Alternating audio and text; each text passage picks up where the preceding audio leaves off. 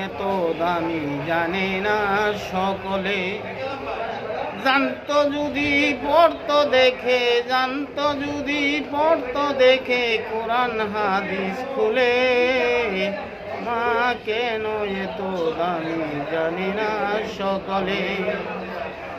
মকবুল হজের ছোঁয়াব মিলে, মকবুল হজের ছোঁয়াব মিলে, মাকে একবার দেখিলে। মা তো এত দামি জানে না সকলে।